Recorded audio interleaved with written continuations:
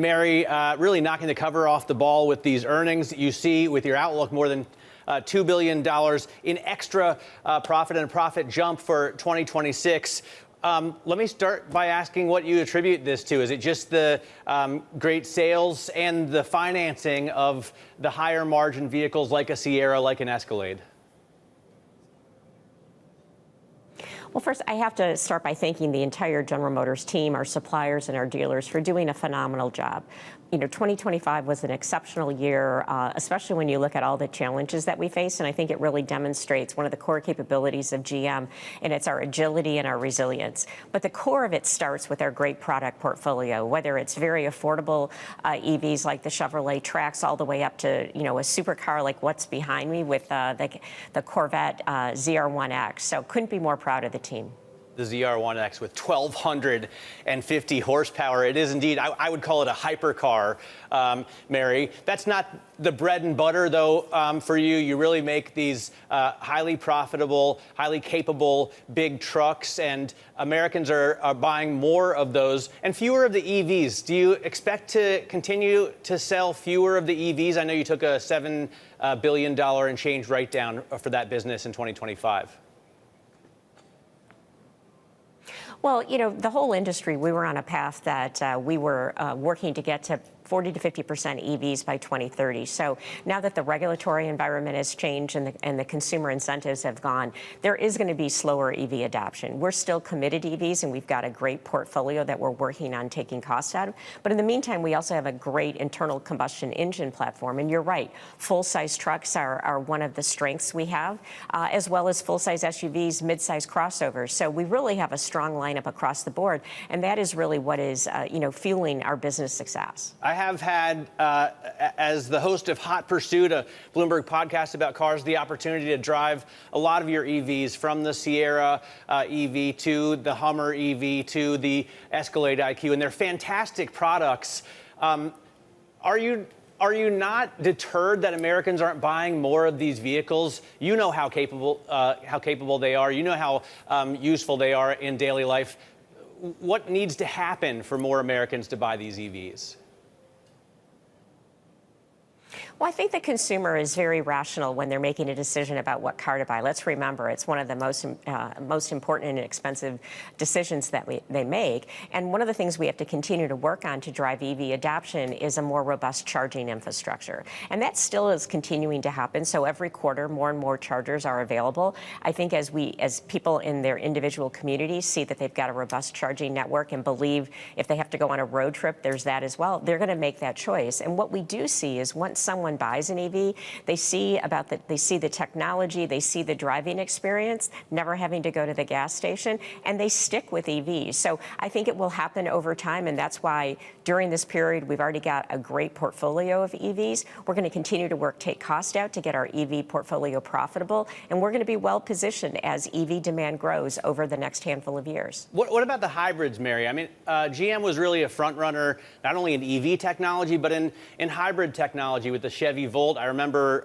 when the Tahoe came out with a 6-liter gas engine and electric battery power. Will you start to sell more of the hybrid vehicles?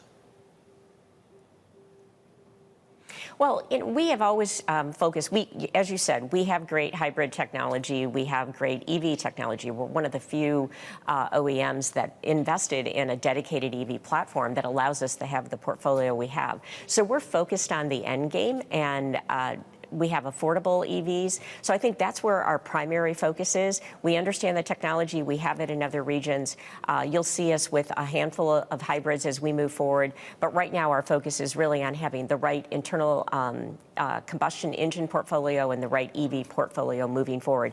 And I think we're demonstrating that that's a winning formula, because over the last 4 years, we've gained share each year. I wonder how much your racing efforts push towards that. And I know this is something I've talked about with your president, Mark Royce, on a number of occasions, but you're getting into so many more leagues. I watched the hypercars in Le Mans this summer, and looking forward to watching you participate in Formula One. Do you think this really boosts your brand awareness around the world? Absolutely. We definitely see that it does. And I think, when you look at Cadillac and the strength of Cadillac, it is true luxury, true American luxury. F1 is the place that Cadillac should be showcased. So we're very proud to be a full works American team, anxious to enter this year in Australia. But I think it's going to be very important for the Cadillac brand. And we do have a really robust program that takes what we learn on the track and we incorporate it into our vehicles to make our vehicles better. It's true for Chevrolet as well as Cadillac and the entire portfolio. I got to ask about the finance arm. GM Financial provided a massive liquidity buffer, I think $36 billion there. How do you think about, because you're doing buybacks, returning a lot of cash to shareholders, I'm sure they're happy about, the stock is near an all-time high, but how do you think about putting that aside for protection versus supporting shareholder returns, in case the auto cycle turns at some point?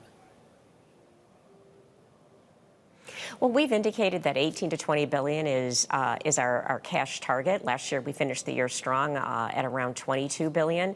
And we have a capital allocation framework of first reinvesting in the business, second, making sure that we have an investment-grade balance sheet, and then returning cash to shareholders. And we think based on the strength of our business and the cash that we generate, we can continue to do that well, and that's where our focus is. The financial arm has added, I think, more than $2 billion to 2025 profits. So it's really a contributor, kind of a quiet profit stabilizer. Is that turning, though, as delinquencies and charge-offs rise a little bit? Is that starting to concern you as consumer balance sheets thin out? Well, it's something that we watch very closely, but I think GMF does a great job in their business, and it is a very important business. Shout out to the GM Financial team for the great work they do. It's also very important from a loyalty perspective, because having a captive and being able to interface with the consumer on a monthly basis as they make their car payments, I think is just part of the ecosystem that we're building to really make sure we have that great relationship with the customer, and it shows that we have the highest loyalty in the U.S. of any OEM. I look at loan originations in the fourth quarter, and I see that they're down pretty substantially, about 21%. And I wonder if that's a deliberate choice by GMF. Are you tightening your credit standards, or is that reflecting a softer demand at today's rates and prices, which are both fairly high? Well, the car company and the finance company, they work together to make sure we have the right equation and what's going to optimize, profitability for the enterprise. And so I don't think you can look at one quarter. It goes up and down depending on what's happening in the external world. But GMF is a very important part of our portfolio of companies. And again, as I said, it works in concert with the car company to make sure that we have a strong business overall. I have to, when I think of credit standards, I think of First Brands among some of the other businesses that have fallen to Chapter 11 this year. And I saw a report in the Financial Times overnight that you, along with Ford, your crosstown rivals, are negotiating to help send them a rescue line of sorts. Can you comment on that at all, Mary?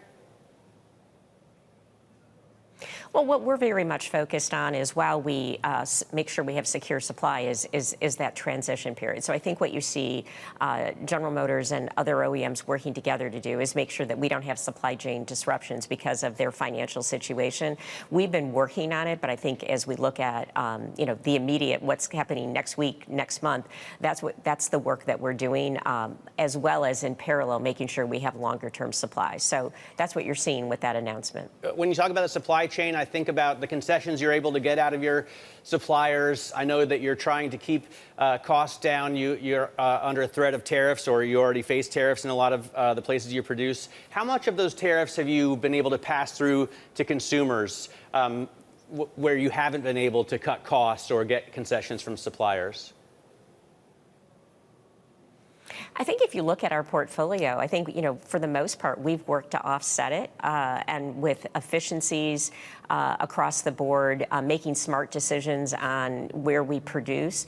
And so very little has gone to the consumer because we are such a cost-sensitive business, and it's such a competitive business. But we continue to look at all of those levers, and we stay focused on consumer affordability. You're operating, Mary, in the heart of America, and America has undergone some really tough times, especially over the last few weeks in Minnesota. What are you doing? What is General Motors doing to kind of keep the temperature down, to kind of keep the calm at your company and with your suppliers? Well, we want to make sure that everyone stays focused on the business and is part of the solution, meaning de-escalate, and I believe that's starting to happen. So that's what we continue to reinforce.